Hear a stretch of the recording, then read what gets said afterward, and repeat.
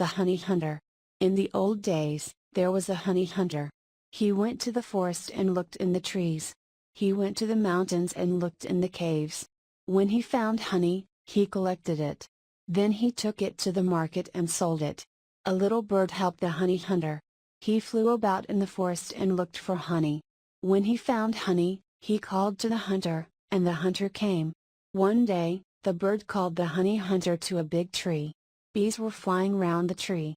"There's honey in this tree," the honey hunter thought. "I will make a fire, and the smoke will drive the bees away. Then I can take the honey." So the hunter made a fire. The smoke rose up into the tree. The bees did not like the smoke. They flew away.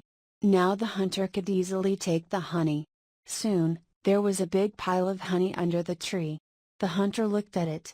"I can't carry all this honey in my hands," he thought. "I need my goatskin sack. I will go home and fetch it." So the hunter went home to find his sack. There was a porcupine in the forest. She came to the tree and saw the honey.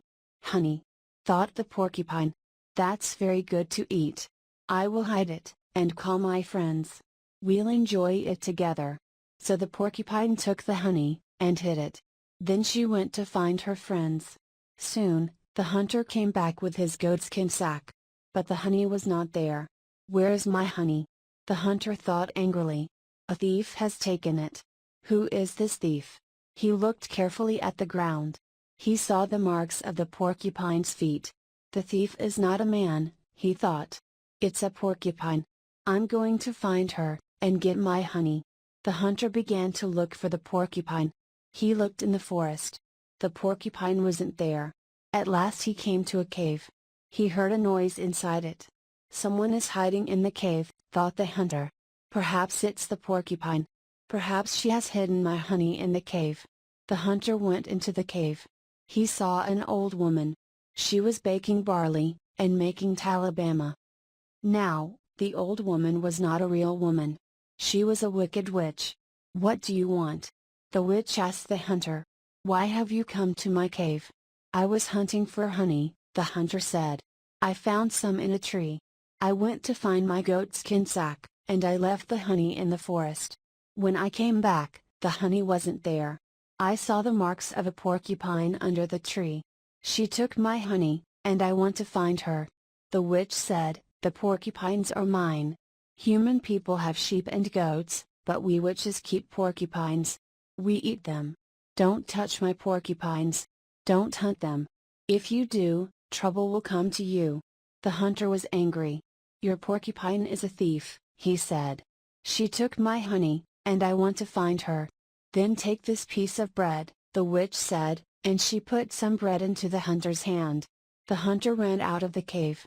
At once, he changed into a porcupine. There was no hair on his head now, but sharp quills grew all over his body. He had no arms and hands. He had 4 legs, and 4 feet, and he ran along the ground. The porcupine man wanted to go home. "My relatives will help me," he thought. "My family will know me." He began to run through the forest. On the way home, he passed the honey tree. The fire was still burning there. The porcupine man went too close to the fire. It caught him, and set fire to his quills. They began to burn. Quickly, the porcupine man ran to the river, and jumped into the water. The fire went out. He came out of the water again, and stood on the land. There were no quills on his body now. He was a man again. He had 2 arms and 2 hands. He walked on 2 legs. But the man still had half the soul of a porcupine. He lived in the forest, and he ate fruits and leaves from the trees. He did not speak like a man, or like a porcupine. He did not live like a man, or like a porcupine. The porcupine man is still in the forest.